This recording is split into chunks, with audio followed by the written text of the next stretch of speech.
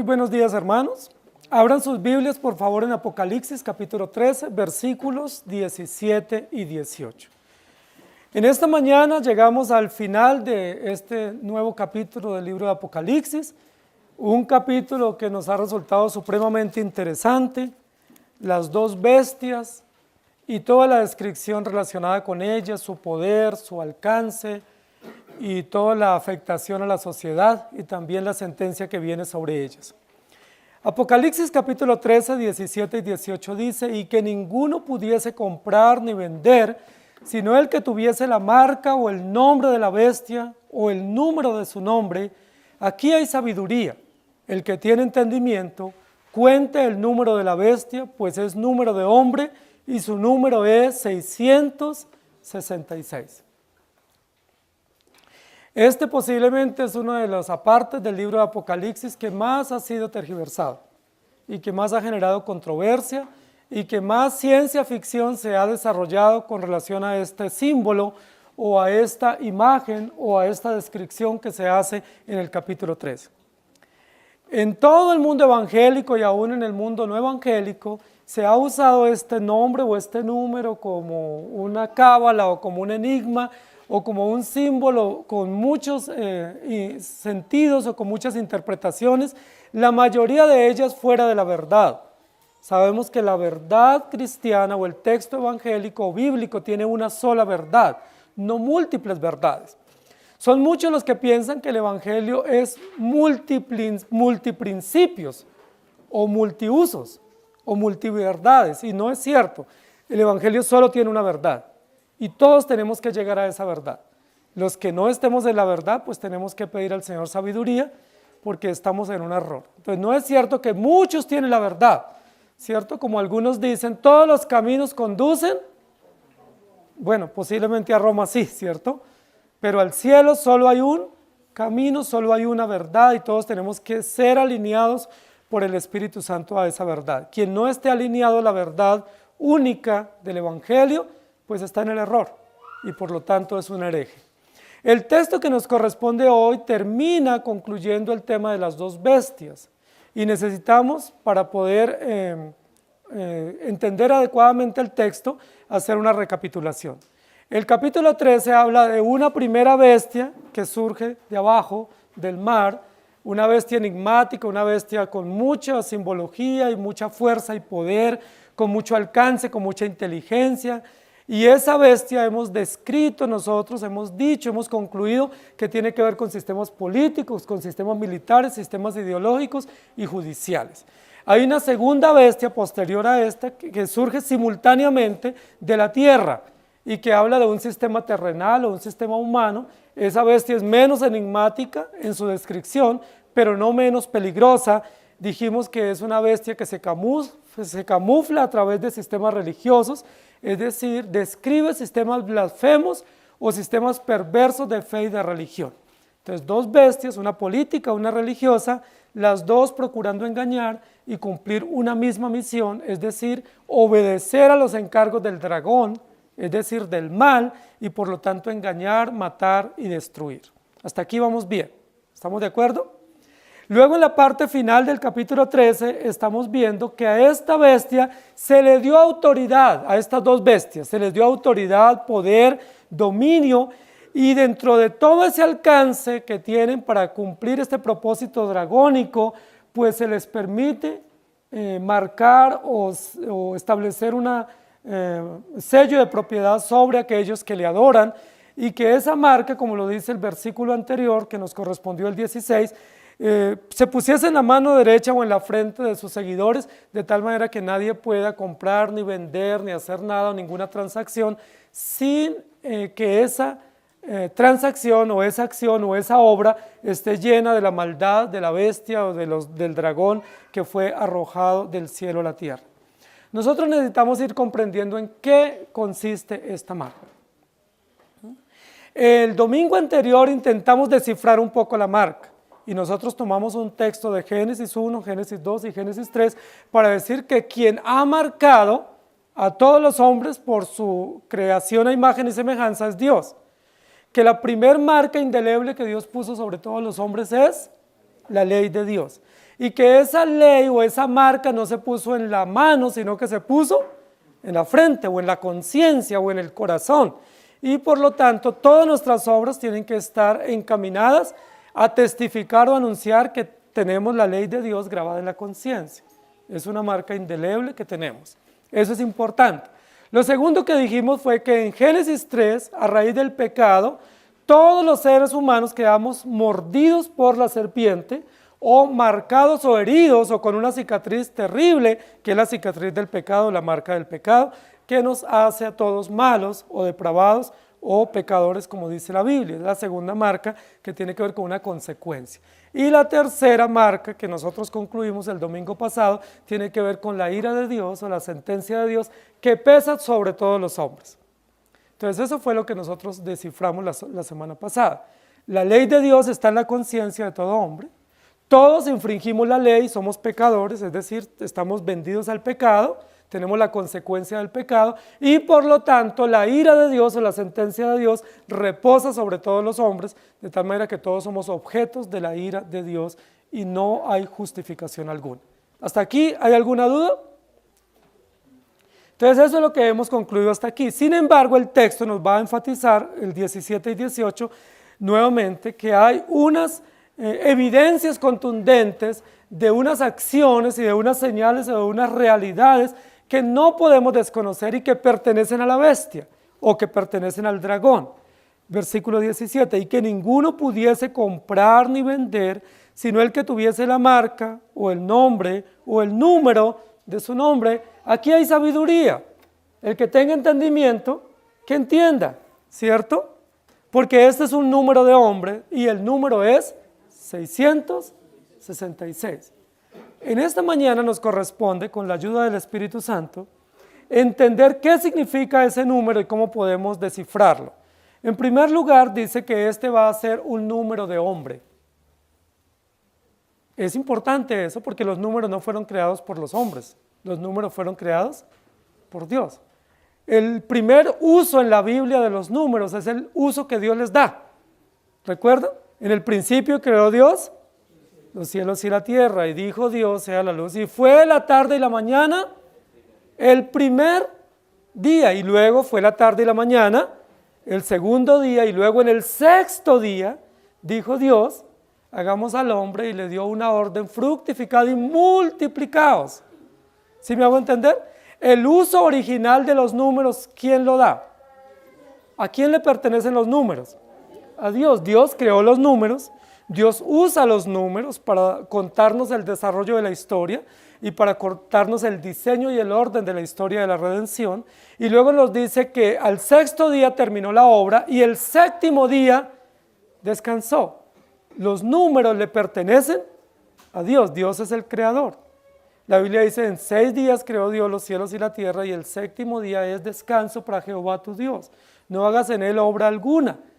Todo el sistema numérico no es un sistema humano, es un sistema que pertenece a Dios y Dios lo usa. En toda la Escritura hay muchísimos números relacionados con la historia de la redención y con todo el plan de Dios de su revelación. Entonces, aquí en el versículo número 18 hay un paréntesis en el texto, dice, pues este es un número de hombre. Es importante esto porque si los números le pertenecen a Dios, Dios es el autor de los números, Dios es el que usa los números para darnos a conocer su plan de revelación y su historia de redención. ¿Por qué el versículo 18 concluye diciendo, este es un número de hombre? Recuerden que el dragón fue arrojado del cielo a la tierra porque se halló maldad en ella, o en él o en ella, en el dragón o en la bestia. En segundo lugar, recuerden que las dos bestias surgen de abajo, una del mar, otra de la tierra. Ahora nos va a decir que el número del que se va a hablar aquí es un número de hombre, es decir, es un número relacionado con asuntos o con aspectos o con realidades humanas o naturales o terrenales, no celestiales. ¿Sí me hago entender? El texto claramente desmarca este número de la realidad divina y de la realidad celestial del plan soberano y absoluto de Dios. Y lo que nos dice es la utilidad o el uso que se le va a dar a este número tiene que ser directamente proporcional a la condición que se está revelando, es decir, la condición del hombre. Aquí no se está revelando la condición de Dios, o el carácter de Dios, o la perfección de Dios, o el desarrollo sublime y celeste de la historia de la redención, sino que se nos va a revelar a través de este número una realidad humana, o una condición humana, o una circunstancia natural y terrenal. ¿Por qué? Porque viene del dragón y está representado a través de dos bestias que surgen de abajo, por lo tanto el número es un número de hombre, o un número humano. ¿Estamos de acuerdo hasta aquí? Muy bien. En segundo lugar, es importante que nosotros notemos lo que el texto nos va a decir acá, versículo 17. Y que ninguno pudiese comprar ni vender, sino el que tuviese, óigase bien, primero, la marca de la bestia, o el nombre de la bestia, o el número de la bestia. ¿Sí me hago entender? Va a usar tres sinónimos para describirnos una misma realidad. Tres sinónimos que son una marca, un nombre y un número. Y no es igual un número a una marca y a un nombre. Son cosas distintas. Pero para el uso del texto y para efectos de darnos a conocer esta realidad humana o esta realidad natural o esta realidad de las bestias, pues va a usar tres figuras o tres sustantivos distintos, pero que los tres sustantivos confluyen en la misma verdad. Es decir, elaborar o mostrar un número o una realidad humana, no celestial. Entonces, tres sinónimos o tres sustantivos que se van a usar de forma indistinta: la marca, el nombre y la bestia, y el número. La mayoría de los seres humanos, de los cristianos especialmente, que han analizado este tema, siempre se enfocan en el número, pero no se enfocan en la marca ni en el nombre. Y es imposible que nosotros hagamos eso porque ahí hay una clara intencionalidad. Los que se enfocan en el número se van por el lado de lo que entre el pensamiento hebreo y griego se llamaba o se conoce como la gematría, que era darle un valor numérico a cada letra y a través de cada letra hebrea o a cada letra griega, con esos valor numérico sacar unas cábalas o sacar unas estadísticas.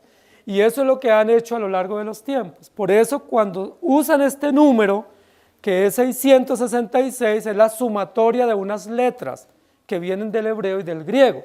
Entonces, como antiguamente no existían los números como nosotros los tenemos con la grafía que tienen los números hoy para Occidente, entonces, ¿qué hacían los antiguos, especialmente los hebreos? A cada letra le asignaban un valor.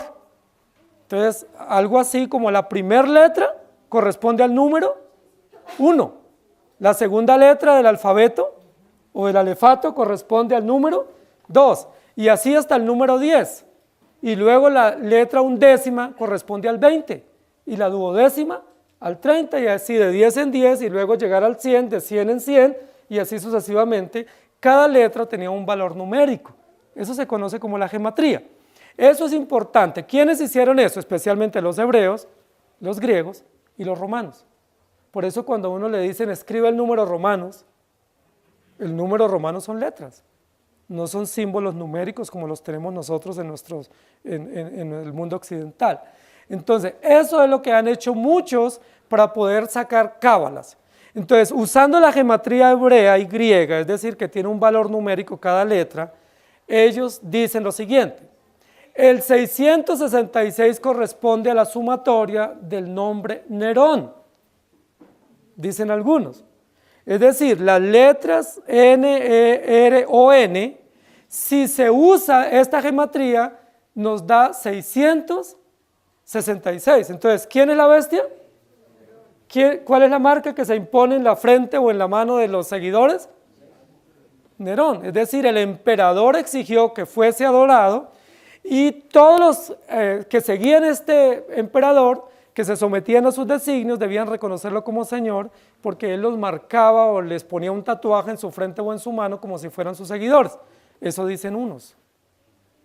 Otros hacen esta misma sumatoria con este código numérico y concluyen que ese nombre o ese título es el nombre que se le atribuyó o que se atribuye a sí mismo el Papa de la Iglesia Católica Romana, ¿sí? Que es Vicarius Filius Dei, en latín, es decir, el vicario o el Hijo de Dios, vicario de Cristo, y entonces al sumar ese nombre o ese título da 666, a otro les da 616.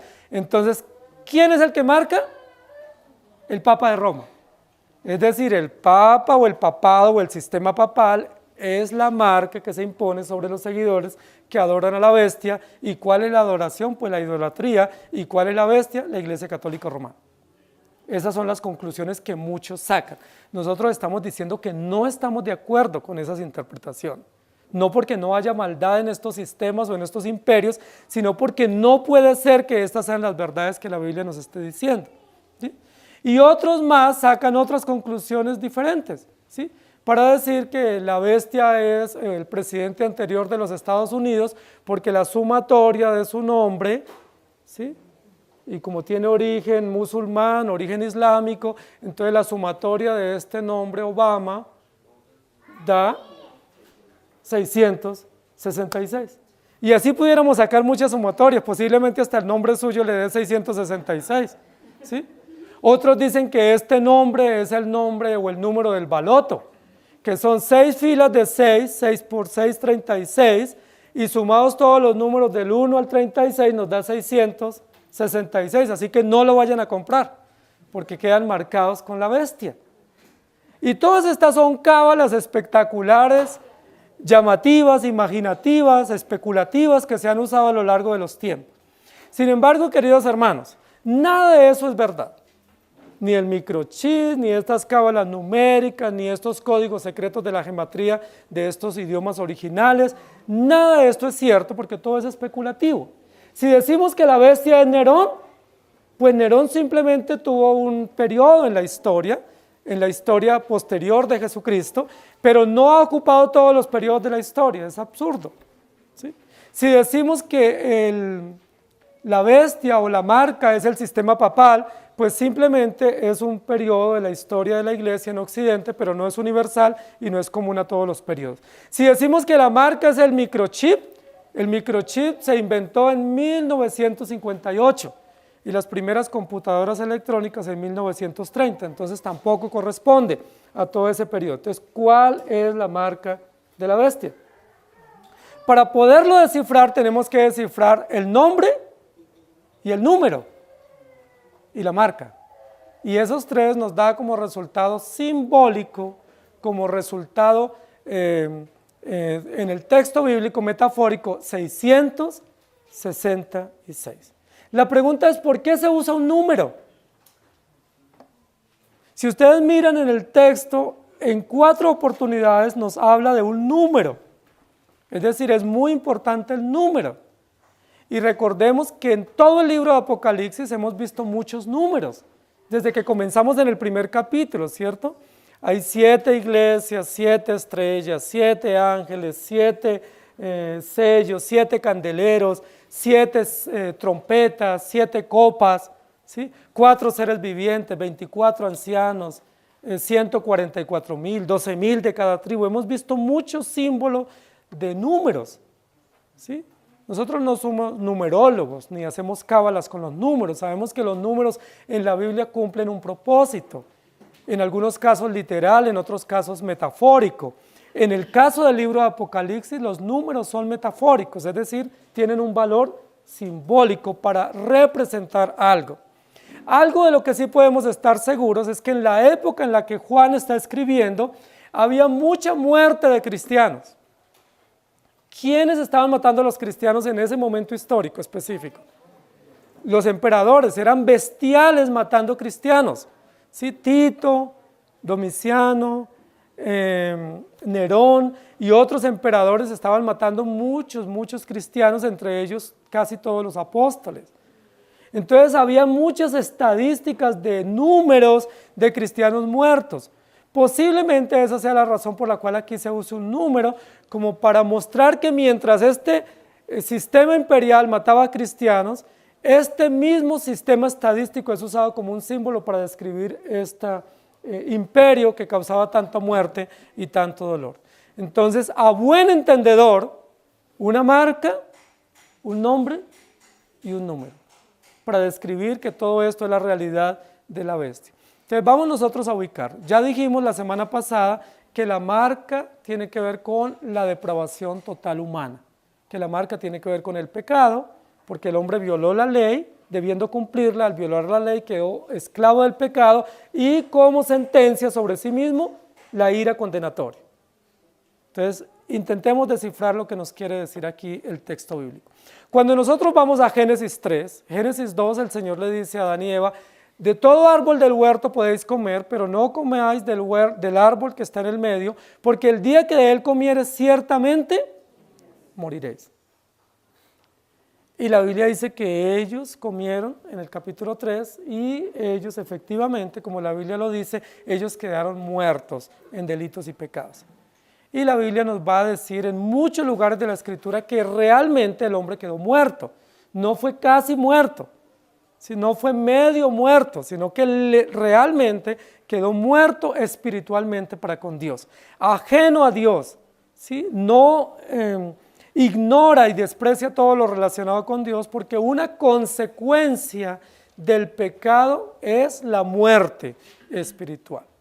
Entonces, la marca que el hombre tiene sobre sí mismo como consecuencia propia del pecado se llama la muerte. Porque el día que de él comiere, ciertamente moriré. Y la Biblia dice: todo aquel que peque debe morir. La marca que está describiendo aquí como número de hombre ya no es una descripción de la condición propia del hombre desde la perspectiva del reino, sino una descripción de la condición propia de él desde la consecuencia. En tal sentido, esa consecuencia es la muerte. La marca es usada para marcar, es decir, como una señal o una indicación de propiedad, ¿cierto? En la época antigua eran marcados los esclavos. Todos los esclavos, especialmente en los imperios, eran marcados, o se les ponía una marca en la oreja o en la frente, y de esa manera quedaban como propiedad de un amo o de un imperio. Y también eran marcados los soldados. En algunos de los ejércitos antiguos, los soldados se tatuaban con marcas incandescentes en la frente o en la mano o en la oreja, y de esa manera era una forma de indicar que ellos pertenecían a un amo o a un dueño, porque estaban marcados, y esa marca indica propiedad.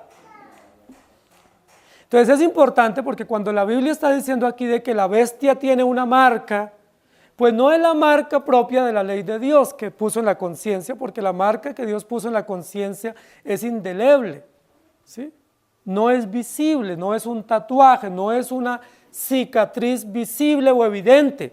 Sin embargo, la marca del pecado sí es evidente, es visible, es una marca que se puede ver, ¿sí? Y esa marca es la marca del pecado, la que trae como consecuencia la muerte. Entonces yo quiero que en esta mañana nosotros pensemos que la forma como la Biblia nos permite relacionar la marca de la bestia como una parte del número humano tiene que ver con una consecuencia natural. Y esa consecuencia natural es la muerte. Es decir, el primer aspecto de esta simbología que infringe o que aplica este sistema bestial o numérico a los seguidores es una marca, y esa marca es la muerte. Todos nosotros vivimos en una realidad de muerte y cargamos una consecuencia de muerte por el pecado. Esa es una señal de muerte. Yo quiero que ustedes lean conmigo Éxodo capítulo 12, versículo 13. Dice: y la sangre os será por señal en las casas donde vosotros estéis, y veré la sangre y pasaré de vosotros, y no habrá en vosotros plaga de mortandad cuando hiera la tierra de Egipto. La Biblia dice que uno de los propósitos de Satanás es hurtar, matar y destruir. Es decir, trae como resultado la muerte. La muerte espiritual. Todos estamos muertos en delitos y pecados, lo dice la Biblia. Y Él os dio vida cuando vosotros estabais muertos. Entonces lo que la Biblia nos va a decir es que una forma evidente para nosotros entender este número de hombres es la muerte. espiritual. Todos estamos muertos y todos los que adoran la bestia estarán muertos por siempre, porque no son objeto de la misericordia de Dios, de tal manera que a ellos no les alumbrará la luz de Cristo para encontrar la vida en medio de su condición de muerte. Entonces, esto es lo primero que tenemos que notar. Isaías capítulo 1, versículo 14 dice: vuestras lunas nuevas y vuestras fiestas solemnes las tiene aborrecidas mi alma, me son gravosas, cansado estoy de soportarlas. Y luego en Mateo 12, 38 al 40 dice: entonces respondieron algunos de los escribas y de los fariseos diciendo: Maestro, deseamos ver de ti señal. Él respondió y les dijo: la generación mala y adúltera demanda señal, pero señal no le será dada, sino la señal del profeta Jonás. Porque como estuvo Jonás en el vientre del gran pez 3 días y 3 noches, así estará el Hijo del Hombre en el corazón de la tierra por 3 días y 3 noches. Queremos señal, no hay señal, les dice Jesús. Los únicos que exigen señal son los adúlteros y pecadores. ¿Y cuál señal es la única que tienen? La señal de Jesucristo, que murió para condenarles a ellos por sus maldades. La señal que pesa sobre ellos es una señal de juicio condenatorio, porque ellos están esclavos en sus pecados y están muertos espiritualmente. Entonces, a buen entendedor, la muerte es un indicador de que estos pueblos o estos seguidores de estos sistemas políticos y religiosos adversos están muertos en delitos y pecados. ¿Cómo sabemos que están marcados con la bestia? ¿O con el número de la bestia? ¿O con la marca de la bestia? Porque están muertos espiritualmente.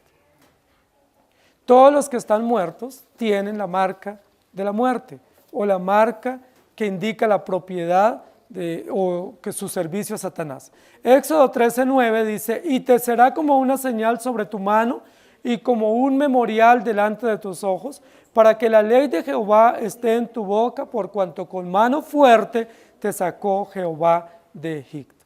Entonces, queridos hermanos, a buen entendedor tenemos que comprender, como dice el texto, que aquí hay sabiduría. Y la sabiduría no es simplemente enigmática o de ciencia ficción, sino la sabiduría es la sabiduría que viene de Dios y que se nos revela en la historia de la redención. Esa sabiduría es que el hombre, en el momento en que pecó, quedó muerto espiritualmente y quedó marcado con esa señal de muerte o con esa cicatriz de muerte que hay en su vida y en sus obras, de tal manera que él sigue a la muerte y trabaja u obra a favor de una cultura de muerte. Y eso es evidente en la sociedad en la que nosotros estamos. Nosotros vivimos en una cultura de muerte. Algunos piensan que esta sociedad es mucho más benévola con la vida que otras sociedades. Y no es cierto. ¿Desde cuándo entró la muerte a la tierra o al hombre o a la humanidad? Desde Génesis 3. Y desde Génesis 3 solo hay muerte en la sociedad. Y no estoy hablando de la muerte física por longevidad o por muerte natural. Estamos hablando de la muerte como consecuencia del pecado. La muerte espiritual, pero también la violencia, la agresión, toda la alteración al diseño, porque nosotros vivimos en una sociedad de muerte. Génesis 3 hay muerte, Génesis 4 hay muerte y sucesivamente hay muerte. Dice la Biblia que hay violencia y hay maldad. Eso es una consecuencia propia de la marca de la bestia. Pareciera ser que nosotros vivimos en una cultura donde se adora la muerte, donde la muerte es casi un privilegio o un honor, y muchos se glorían o se enaltecen de tener muchos muertos en su lista o en su historia de vida. Entonces, a buen entendedor, la marca de la bestia es la marca de la muerte, como una consecuencia propia de la realidad del pecado. ¿Me hago entender? Dios dejó la ley, el hombre violó la ley y cayó en pecado, y trae como consecuencia eterna la ira de Dios, pero también como realidad natural por la violación de la ley, la muerte. La muerte. Todos los hombres están muertos en delitos y pecados. No hay ninguno con vida. No podemos nosotros decir que el hombre está medio muerto, como muchos movimientos y muchos cristianos creen, que el hombre no está muerto, que el hombre está adormecido, que está con posibilidades, que solo necesita un empujoncito, una ayudita. La Biblia dice que literalmente él está muerto, y nosotros creemos eso, lo creemos porque la Biblia lo dice y también los sistemas doctrinales que tenemos lo corroboran. El segundo aspecto que tenemos que nosotros identificar es el nombre de la bestia. Si la marca es la muerte, si esta bestia lo que marca es con la muerte, es decir, todo lo que estas personas piensan y cómo actúan o cómo obran es en muerte, ¿cuál es el nombre? ¿Cuál es el nombre de la bestia? Algunos dirán que Nerón, otros que el Papa, otros dirán, los adventistas dicen que es el domingo, el nombre de la bestia, porque se cambió del sábado al domingo. Nosotros nuevamente creemos que no es esto, estamos hablando de las consecuencias del pecado. Y yo quiero que nosotros nos devolvamos un poquito al capítulo 13, versículo 1. Me paré sobre la arena del mar y vi subir del mar una bestia que tenía 7 cabezas y 10 cuernos, y en sus cuernos 10 diademas, y sobre sus cabezas un nombre blasfemo. Un nombre blasfemo. El mismo capítulo, versículo 17, el nombre de la bestia. ¿Cuál es el nombre del capítulo 13, versículo 1? Blasfemo o blasfemia. El estado es blasfemo y el nombre es blasfemia. Es decir, lo que hace este sistema, o lo que pregona este sistema, o lo que produce este sistema, es una resistencia a la voluntad de Dios. En consecuencia, su acción y su trabajo es blasfemar. Y él tiene un nombre que es un nombre supremamente interesante, que es blasfemia. ¿Sí? Algunos lo llaman Nerón, emperador, papa, político, sistema, reyes, gobernantes, pero Dios lo descifra con claridad y con precisión. Este sistema, que tiene múltiples campos de acción en el gobierno y en la justicia, es un nombre blasfemo. Entonces vamos al final del capítulo 13. ¿Cuál entonces es el nombre de la bestia? Ya está descifrado en el capítulo 13, versículo 1. El nombre es blasfemo. Blasfemo. Fíjense que entonces no es Nerón, porque Nerón no fue el primero que blasfemó en la historia o en la humanidad. ¿Quién fue el primero que blasfemó en la historia de la redención? El que se levantó en contra de la ley de Dios, el que desconoció la voluntad de Dios, el que se rebeló contra Dios, y por lo tanto se le identifica como un blasfemo o como un adversario o como un diablo. Satanás. Satanás, porque Satanás pretendió alterar el diseño de Dios, resistir la voluntad de Dios, oponerse a su plan, y por lo tanto él fue constituido o fue nominado como un blasfemo y destituido o desterrado del cielo y arrojado a la tierra. ¿Quiénes son los que la Biblia dice que siguen las disposiciones del dragón? La bestia 1 y la bestia 2. Y no solo la bestia 1 y la bestia 2 como sistemas político y religioso, sino todos los seguidores o los que están bajo esta cubierta política y religiosa, sus nombres se pueden llamar, o se puede decir que su nombre es blasfemo o blasfemia. Y esto es supremamente importante para nosotros, porque recuerden que estamos describiendo un sistema, no una persona. Entonces todo el sistema, contrario a la voluntad de Dios, a nivel político y a nivel religioso, es un sistema blasfemo. Entonces los que siguen este sistema, ¿cómo los pudiéramos llamar? Blasfemos, porque están en contra de la ley de Dios, porque resisten a la ley de Dios, porque se oponen a la ley de Dios, y en consecuencia son enemigos de Dios, porque el plan de Dios es que le adoremos a Él, pero el plan de la bestia, el propósito de la bestia y del dragón es que reneguemos de Dios y le rindamos culto a la bestia. En consecuencia, todos los hombres sin Cristo son blasfemos. El texto nos va a decir que esta bestia tiene un nombre. El nombre de la bestia, aquí hay sabiduría, a buen entendedor. el nombre del capítulo 13, versículo 1. Entonces, ¿cuál es el nombre de este sistema? Blasfemo. Hermanos, esto tiene muchísima profundidad. Por eso la mayoría de nosotros nos equivocamos en nuestros estudios y terminamos divagando diciendo que es fulano o aquel u otro, porque no queremos entender que todos los hombres sin Cristo son blasfemos. Lo dice Romanos capítulo 1, 2 y 3. No hay justo ni aun uno, no hay quien entienda, no hay quien quiera, no hay quien busque a Dios, aún se desviaron. ¿Qué dice? ¿Qué sale de los labios del impío? Veneno de áspides, engaño, maldad, perversión, porque todos son unos blasfemos, que no quisieron tener en cuenta a Dios, que se apartaron de su voluntad y Dios los dejó a su propio desvarío, a su propio engaño, de tal manera que ellos ahora hacen honor a un nombre que es el nombre humano o la consecuencia natural que ellos tienen por sus pecados, que es la blasfemia. Es decir, son enemigos de Dios. Si ustedes quisieran revisar ahí mientras yo voy compartiendo y avanzo, el capítulo 13 en muchos lugares habla de adoración, de adorar, de rendir culto, pero no de rendir culto a Dios. Todo el capítulo 13 está enfocado en rendir culto y tributo y reverencia y reconocimiento como una deidad a Satanás o al dragón o a las bestias.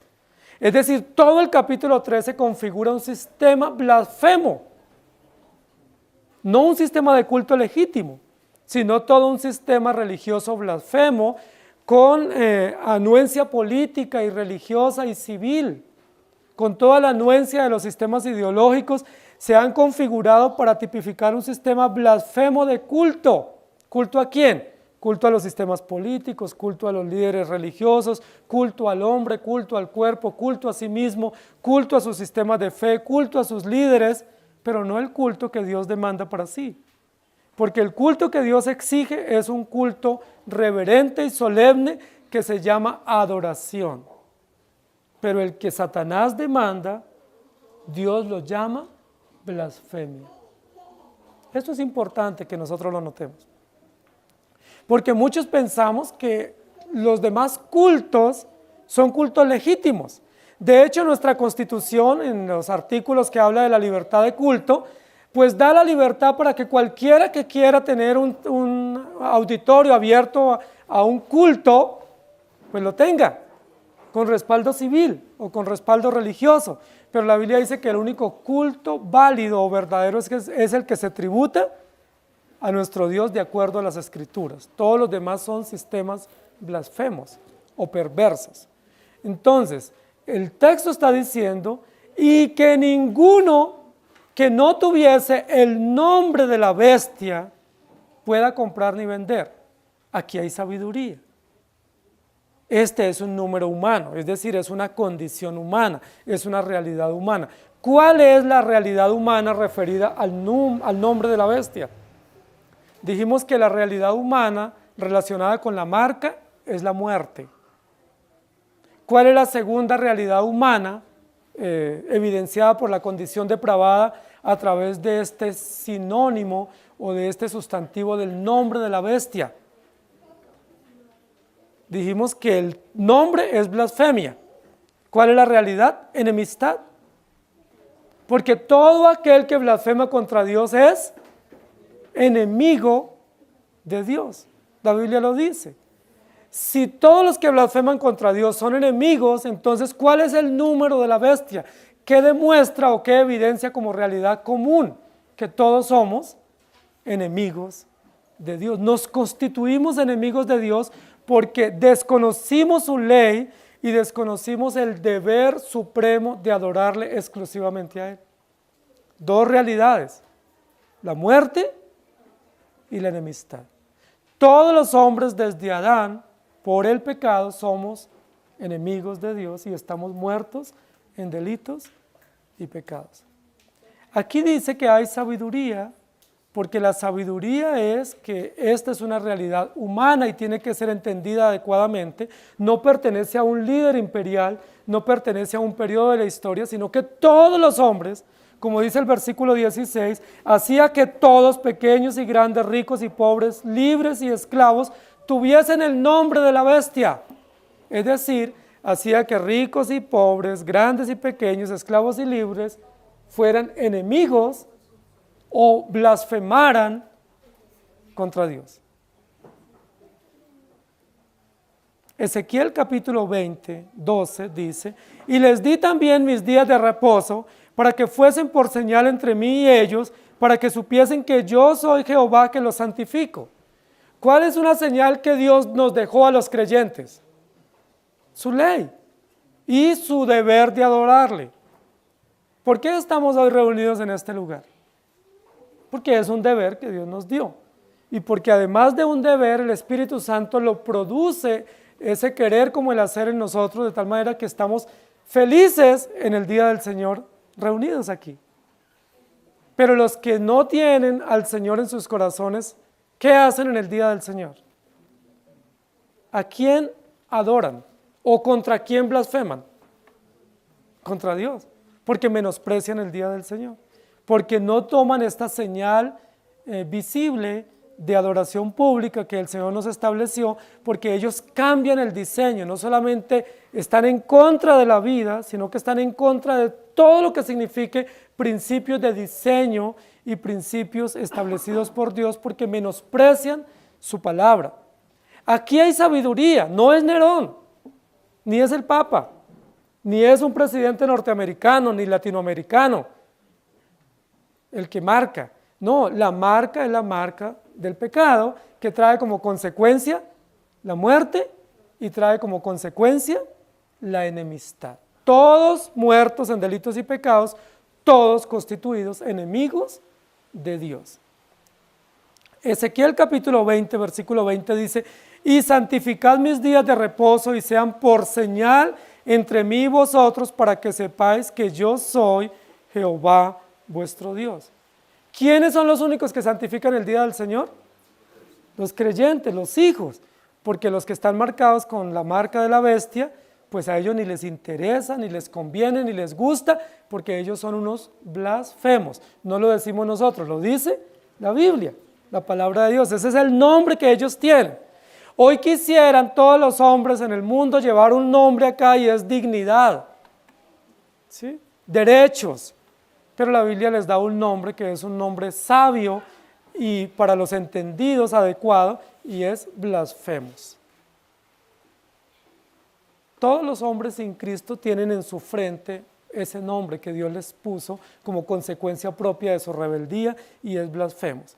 Ahí se cae todo el discurso de los derechos humanos, y todo el discurso de la dignidad humana, y todo el discurso del valor, y todo lo que el humanismo quiere promover para nosotros como derechos propios o valores propios, porque la Biblia dice que la marca y el nombre que nos identifica a nosotros es la muerte y el ser enemigos de Dios, es decir, blasfemos contra Dios.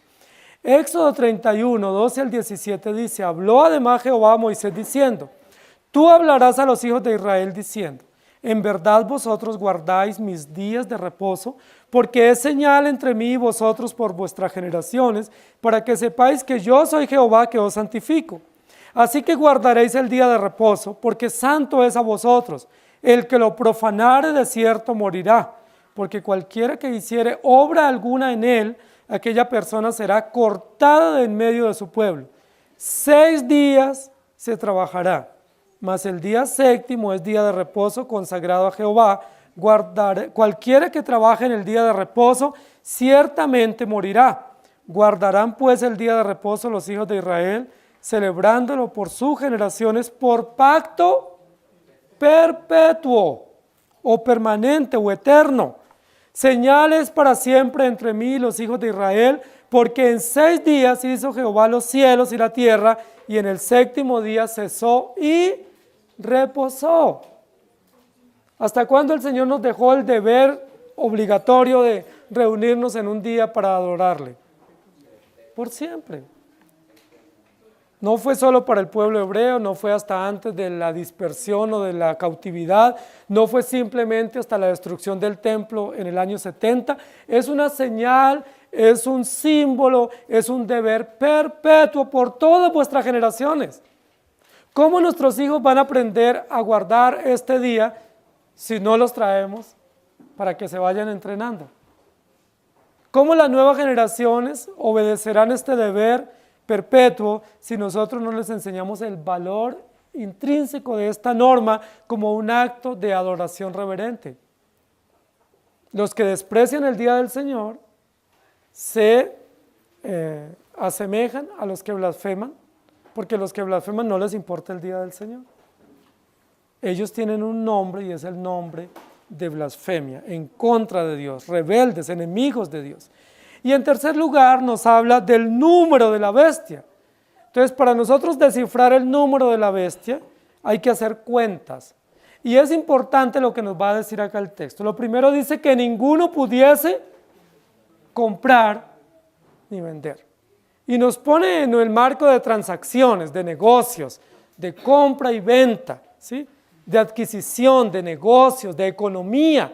Es importante el texto bíblico que no pone toda la verdad en términos espirituales como muchos quisieran, o que espiritualizan todo, sino que el texto bíblico nos pone en las relaciones propias de la vida, que implican acciones económicas, acciones de trabajo, negocios, compra, venta, transacciones, dinero, números, y por eso el texto nos ordena hacer cuentas y encontrar que hay sabiduría en este nombre. Todos nosotros hacemos transacciones a diario, de negocios, de comprar, de vender, pasa dinero por nuestra mano, tenemos inversiones, todos, en la sociedad en la que vivimos, y eso no es nuevo, eso viene desde Génesis 3.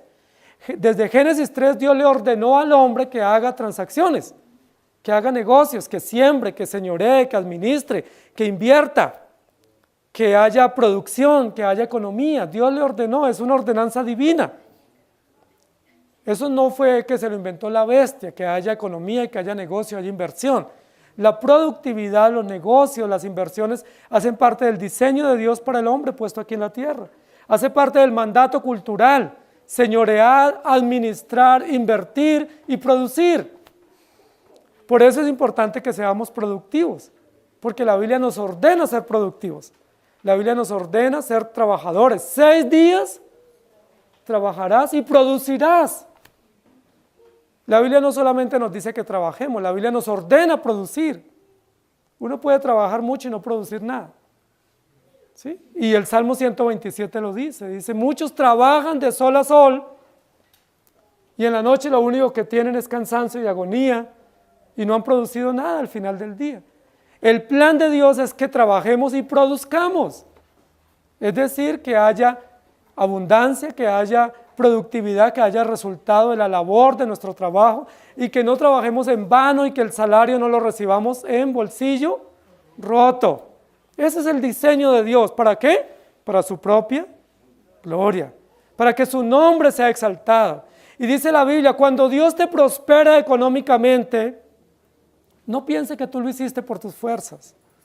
Cuando Dios te prospera la tierra donde te lleva, no saques pecho diciendo por mi inteligencia o mi sagacidad o por mis títulos o por mi habilidad, sino levanta tus ojos al cielo y di porque Jehová Dios le plació prosperarnos para que esa prosperidad la invirtamos para su reino y para su gloria. Ese es el diseño de Dios. Los negocios, la economía, los números, las inversiones, las producciones, la venta, la compra pertenecen a Dios. No pertenecen al mundo, no son del diablo. Si fueran del diablo ni siquiera pudiéramos recibir un salario o tener un trabajo.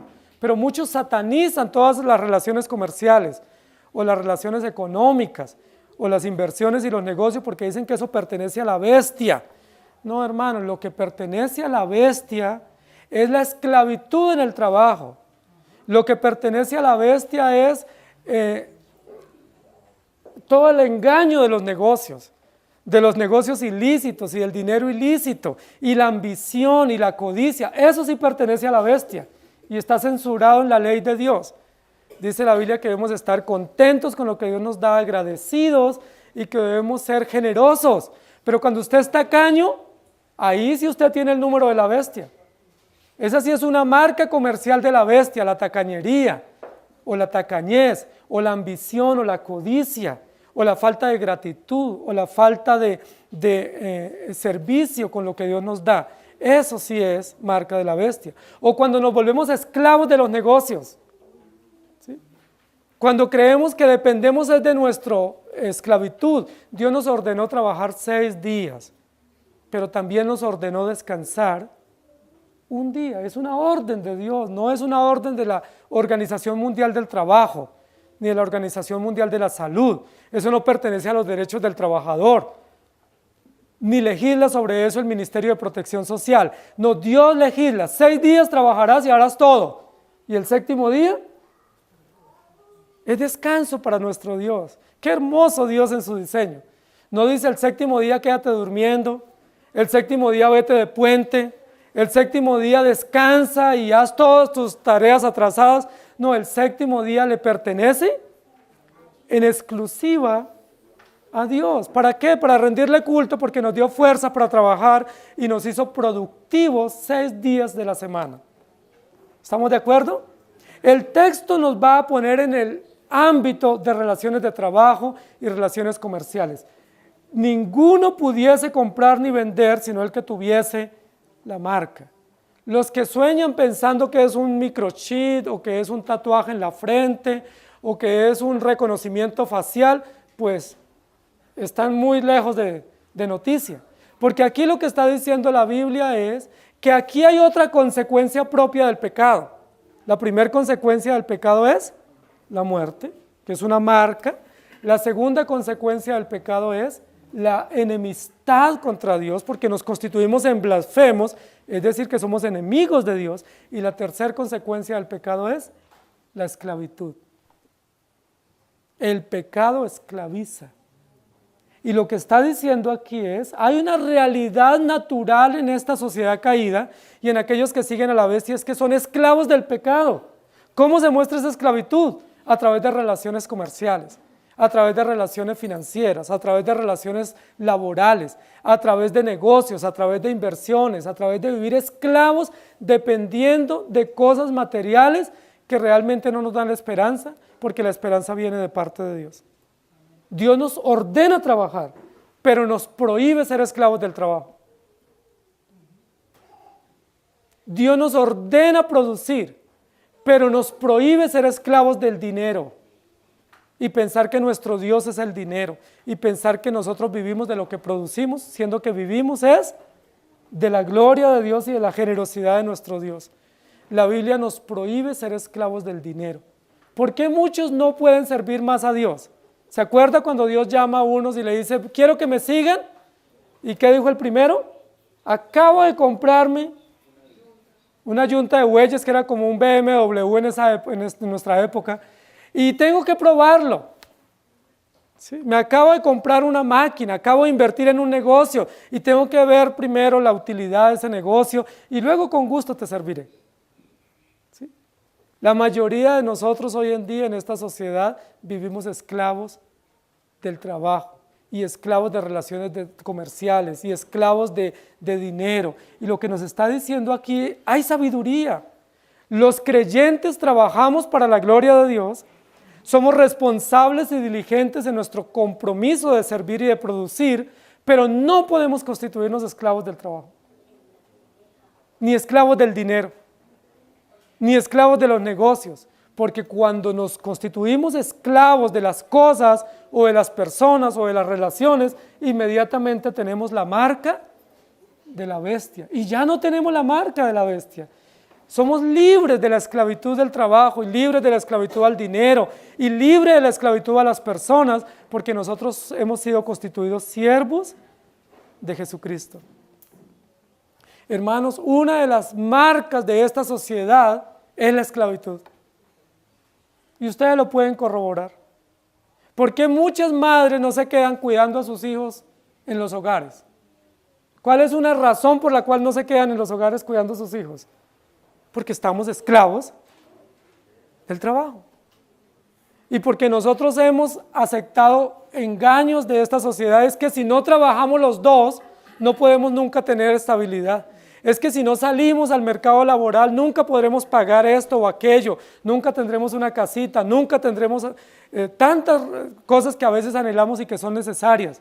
Pero eso es un engaño de este sistema numérico, de ese sistema monetario y estadístico, de ese sistema comercial que se llama dinero, que se llama finanzas. nos hemos vuelto esclavos. Entonces salimos temprano, volvimos noche y nuestros hijos están abandonados, las parejas están separadas y al final del día, ¿qué cosechamos? Salmos 127 y 28. Pan de dolores. Ni siquiera conciliamos el sueño muchas veces. Estrés, angustia, irritabilidad, desazón y todo el esfuerzo, muchas veces ese salario se consigue o se recibe en bolsillo roto, que no sirve. No se ve retribuido en gratitud, en unidad, en estabilidad emocional para nuestros hijos y mucho menos en que nuestros hijos sean discipulados como la Biblia lo ordena, que ellos deben ser discipulados para el reino de Dios. Posiblemente tenemos casa, tenemos inversiones, tenemos negocios, tenemos CDT, tenemos tarjetas de crédito, tenemos solvencia. Bueno, eso está bien, pero ¿y lo otro? ¿Se acuerdan a Marta y María? Marta, esclava de comprar, de producir, de invertir, estás en muchos quehaceres, pero has dejado la buena parte, la cual tu hermana ha elegido y no le será quitada. Yo veo aquí, queridos hermanos, en esta marca, una marca de transacciones, de negocios, de esclavitud. No es malo los negocios, si son lícitos no es malo, los debemos hacer. ¿Qué es lo malo? Negocios ilícitos, ambición, codicia, materialismo. Eso es pecaminoso, porque ese será nuestro ídolo, ese será nuestro Dios. ¿Qué es lo malo? La esclavitud del trabajo. Lo malo es pensar que nosotros vivimos y dependemos de nuestras fuerzas y no de nuestro Dios. Hermanos queridos, la Biblia nos ordena tener la perspectiva correcta. Y si alguien tiene la perspectiva correcta es usando la Escritura. Cuando uno mira al pueblo de Dios y toda la legislación, Dios ordenaba no solamente un día de descanso, sino muchos días de descanso. Había un día de descanso a la semana, pero en el año habían muchos días de descanso. ¿Se acuerdan las fiestas? 7, y luego otros 7, y luego otros 7, y más tiempos de descanso, pero no eran de descansos de irse uno a Hawái ni a los paraísos fiscales, sino eran tiempos para descansar en Dios, para descansar en familia, para fortalecer relaciones, para adorar a Dios, para ir al templo, para ir a la sinagoga, para ser nutridos espiritualmente, es decir, tener la perspectiva del reino de Dios. Nosotros apenas nos dan un día libre, ¿en qué pensamos? En tomarnos el puente y llegar el martes. Nos dan un día libre y no pensamos vamos a estar en familia, vamos a hacer un almuerzo en familia, vamos a visitar un enfermo, vamos a ir a la iglesia, vamos a compartir con otra familia. Lo primero que pensamos es tarjetas de crédito, hasta el tope, sobregiros. Porque ¿cómo no aprovechar si tenemos un día libre? Aquí lo que dice es la marca de la bestia es el engaño de las riquezas, el engaño de la esclavitud, el engaño de los negocios, el engaño del dinero. Aquí hay sabiduría, hermanos. ¿Tienen entendimiento? Entiendan. No sean esclavos del dinero. No seamos esclavos de las cosas materiales. Las cosas materiales tienen cierto valor y cierta utilidad, pero no nos traen ningún bien a nivel espiritual y a nivel de la unidad y del gozo y la gratitud y la esperanza. Muchas veces es todo lo contrario, nos traen más angustia. ¿Cuántos de nosotros esclavos de deudas y sufriendo que ni siquiera podemos disfrutar el almuerzo del día porque estamos esclavos de deudas y de acreedores y de tarjetas y de giros? Hermanos, eso no tiene nada que ver. Por eso la Biblia dice, no debáis a nadie nada, porque el que debe es esclavo de su acreedor. Es decir, se constituye un siervo de a quien le debe. Y la Biblia lo dice, no salgas fiador de tu hermano, porque cuando sales fiador te vuelves, pierdes tu libertad, pierdes tu gozo y ya tienes toda una problemática acumulada. El plan de Dios es que trabajemos y disfrutemos el trabajo. Y que esa utilidad que recibimos, que es suficiente provisión de Dios, nos sea grata y que tengamos contentamiento con lo que Dios nos da. Pero ¿saben qué es lo que pasa? nos ganamos un salario mínimo y ¿qué estamos diciendo? ¿Cuándo me podré ganar 2? En lugar de decir gracias a Dios por ese salario mínimo que recibo. ¿Cuándo me podré ganar 2? Y cuando podemos ganarnos 2, ¿qué decimos? Yo sería feliz con 3 o con 4. Y no nos saciamos. Cuando pensamos así, tenemos la marca del impío, que la marca del impío es la esclavitud en su pecado, en su condición, en su codicia, y no en vano en la ley de Dios, por lo menos 2 mandamientos directos tienen que ver con las finanzas, con el dinero, con las inversiones. Si la Biblia dice en el Nuevo Testamento, donde esté vuestro tesoro, allí estará vuestro corazón.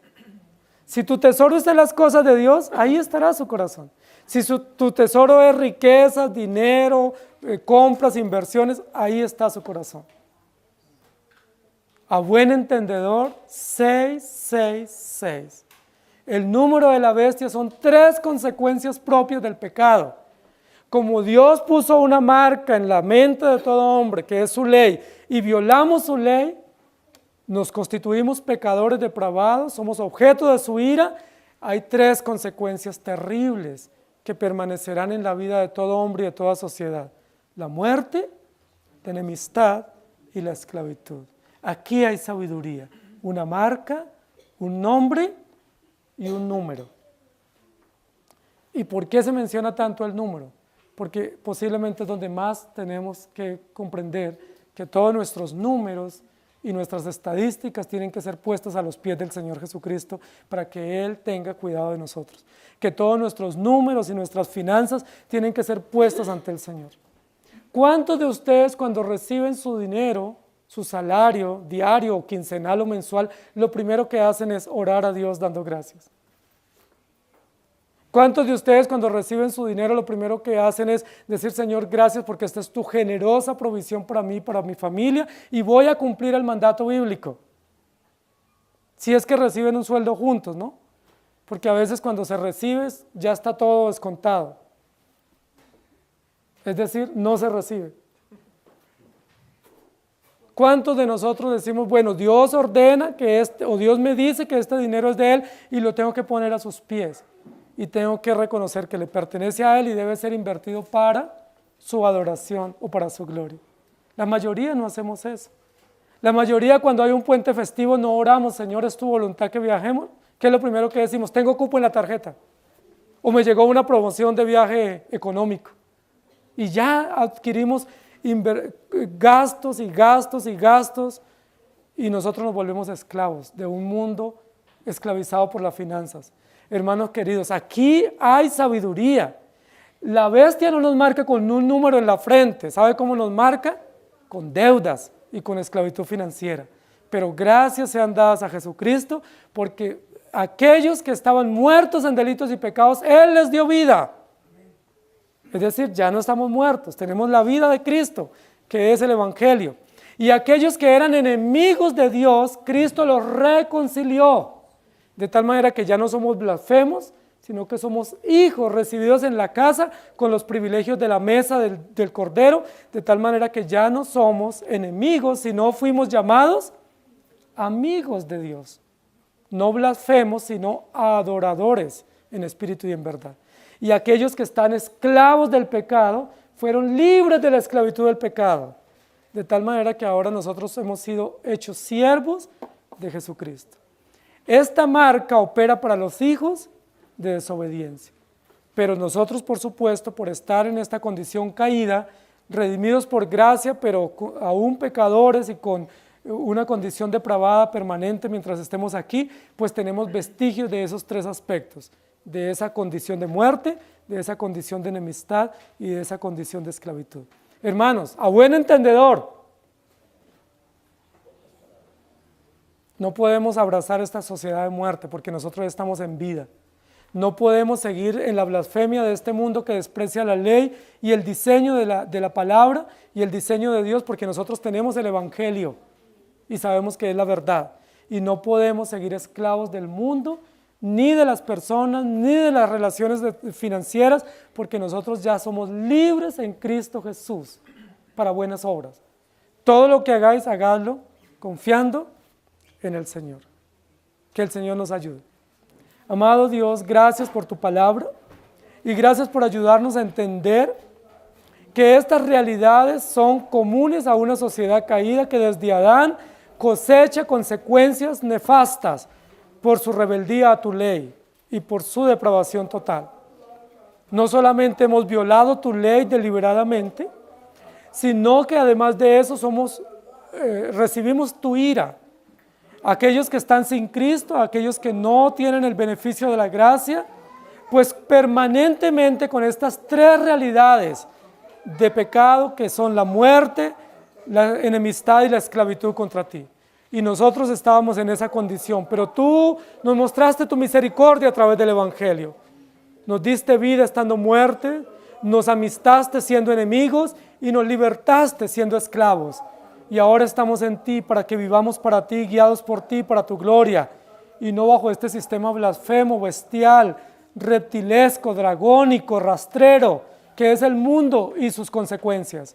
Tenemos esperanza y tenemos una ley sublime y un encargo sublime de vivir para ti, nosotros y nuestros hijos y las generaciones que vengan después de nosotros, durante el tiempo que estemos aquí en la tierra. Vivir para tu gloria, dándote honor a ti, poniendo todo delante de ti, aún las finanzas, aún las inversiones, y pidiéndote perdón por nuestra falta de confianza, por nuestras deudas, por nuestra mala mayordomía, pidiéndote perdón por nuestra ambición, porque somos ambiciosos, codiciosos y además de eso tacaños. Perdónanos, por favor, porque pudiendo ser generosos no lo somos, y pudiendo ser gratos a ti, debiendo serlo, no lo somos. Y además de eso somos malos mayordomos, desperdiciamos el tiempo, hacemos negocios ilícitos, entramos en relaciones comerciales con impíos, hacemos transacciones equivocadas y te ofendemos a ti y traemos consecuencias financieras adversas. Perdónanos y ayúdanos, por favor, para que aún las finanzas y las inversiones sean en la perspectiva de los principios del reino, de la adoración a ti y el reconocimiento al que todo lo puede y todo nos lo da. En Cristo Jesús oramos con mucha gratitud y suplicándote que nos auxilies, por favor. Amén. Amén. Señor les bendiga, hermanos.